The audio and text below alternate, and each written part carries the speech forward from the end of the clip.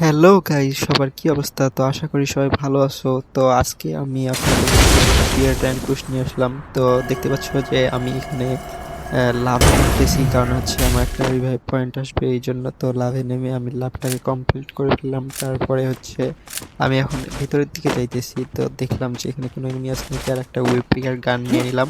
তো এখানে ঘরে আসলাম, অনেকক্ষণ খোঁজাখুঁজি করার পরেও এনিমি পেলাম না, তো আমি একটা টোকেন বক্স ছিল এটা নিলাম। তারপরে হচ্ছে আমি সামনের দিকে গেলাম, ভাবলাম যে এখানে তো একটা টোকেন রেখে আসলাম, তো আমি টোকেনগুলো কালেক্ট করে ফেললাম।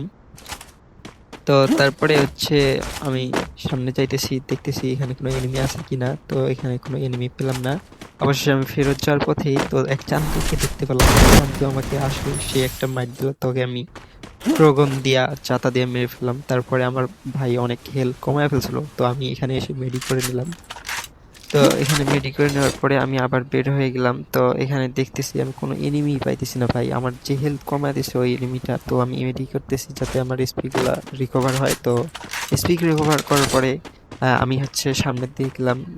তারপরে ভাবলাম যে আমার ট্রোগনের এমন নেওয়া লাগবে, তো এখান থেকে তো ভাই আমি নিতে পারতেছিলাম না। তারপরে দেখি আরেক চান্দু, তাকে ট্রোগন দিয়ে জাতা দিয়ে মেরে ফেললাম। ওই ওই এনিমিটাই মানে খেপে গিয়ে আবার নামছিল এখানে। তো ওই চান্দুকে আবার মেরে ফেললাম। তারপরে এখানে আসলাম, আসার পরে ড্রাগনের কিছু এমন নিলাম আর হচ্ছে হেলথ রিকভার করলাম। তারপরে হচ্ছে এখান থেকে আমি এখন মেডি করে নিলাম, যেহেতু সে আমাকে আবার ড্যামেজ দিছে। তো মেডি করার পরে আমি হচ্ছে সামনের দিকে গেলাম এবং জিপ লাইন ধরলাম। তো জিপ লাইন ধরার পরে ভাবলাম যে ওই পারে যাই, কারণ এই পারে কোনো এনিমি খুঁজে পাচ্ছিলাম না ভাই আমি। তো এই পারে আসলাম, আসার পরে হচ্ছে সামনের দিকে গেলাম। তো সামনে একটা ঘরে যাওয়ার চিন্তা ভাবনা করলাম, এখান থেকে দেখে নিলাম যে কোনো এনিমি আছে কিনা। তো দেখলাম যে এখানে কোনো এনিমি নেই, তো আমি সামনের দিকে গেলাম, যা এই ঘরে ঢুকলাম। তো ছাদে আসলাম, তো দেখি ভাই জোন টান দিতেছে, তো এখান থেকে নেমে গেলাম। যেহেতু জোন অনেক ড্যামেজ দিবে এখন, কারণ হচ্ছে জোন অলরেডি অনেকটাই আগাইছে। তো এখান দিয়ে যে হচ্ছে সামনে এই ঘরের এখানে গেলাম। তো এখানে যাওয়ার পরে হচ্ছে দেখলাম যে কোনো এনিমি আছে কিনা, তারপরে আমি ছাদে উঠলাম আবার। তো এখানে বসে থাকতে থাকতে দেখি যে ভাই জোন কোন দিক থেকে জানি টান দিয়ে দিছে, তো আমি হচ্ছে ওখানে একটু কাজ করতেছিলাম এই জন্য। পরে দেখি যে জোন আমাকে অনেক ড্যামেজ দিচ্ছিল, তারপরে উপরে গেলাম।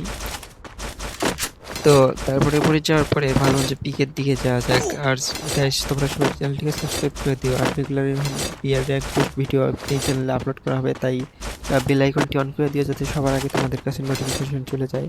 তো অলরেডি আমি পিকের কাছাকাছি আসছি, তো আমি এখন যাবো এই ঘরটার দিকে, যেহেতু এদিকে এনিমি থাকে। মাত্র আমি 2 কিল করছি, তো আবার একই এনিমিকে। তো আমি ভাবলাম যে না, এখানে থেকে হবে না, এই জন্য আমি সামনে আসলাম। তারপরে দেখলাম যে এক চান্ত আমার দিকে আসতেছে, তাকে একটা ড্যামেজ দিলাম উই পিকার দিয়ে 2টা ড্যামেজ।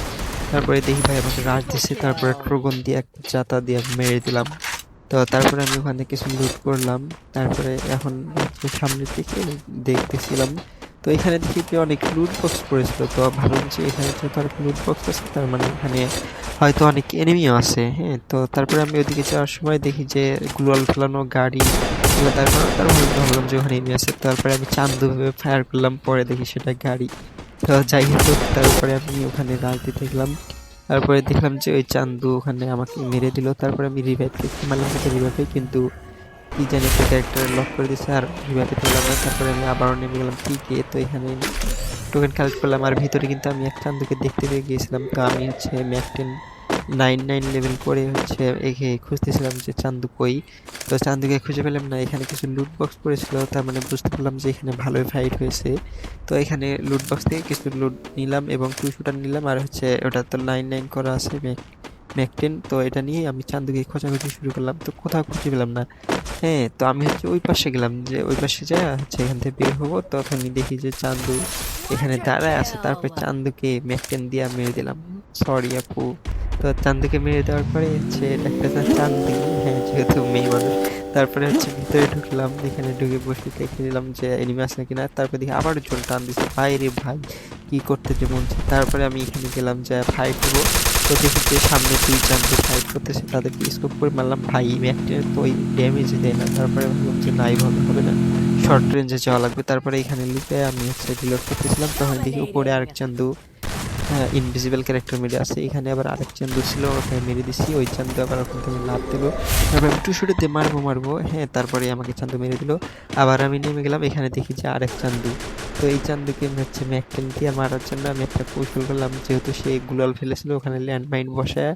আমি এখান থেকে নিচে আসলাম আর চান্দু আমাকে ফায়ার করে ভালোই ড্যামেজ দিছিল। তারপরে নিচে বসে আমি এসপি রিকভার করতেছিলাম। আর হচ্ছে ওখানে চান্দু, তারপরে ল্যান্ডমাইন ফাটার পরে চান্দু ওখানে মারা গেল। তারপরে আমি আবারও এসপি রিকভার করতেছিলাম, যেহেতু চান্দু আমাকে অনেক ভালো ড্যামেজ দিয়ে ফেলছিল। তারপরে আমি এখানে বসে ওয়েট করতেছিলাম, কারণ আমি জানি যে চান্দু আবার নামবে এখান দিয়ে। তো আমি কিছুক্ষণ ওয়েট করার পরে দেখলাম যে এখান দিয়ে মানে মানে ইনভিজিবল ক্যারেক্টার দিয়ে আসতেছে। তারপরে আমি এই চান্দুকে মারার চেষ্টা করলাম। তো অবশেষে চান্দু আমাকে মেরে ফেললো। তো দেখলেই তো আমি ওকে কতগুলা ড্যামেজ দিয়েছিলাম। তো আজকের মতো এখানে শেষ করছি। আল্লাহ হাফেজ। সবাই চ্যানেলকে সাবস্ক্রাইব করে পাশে দেখো।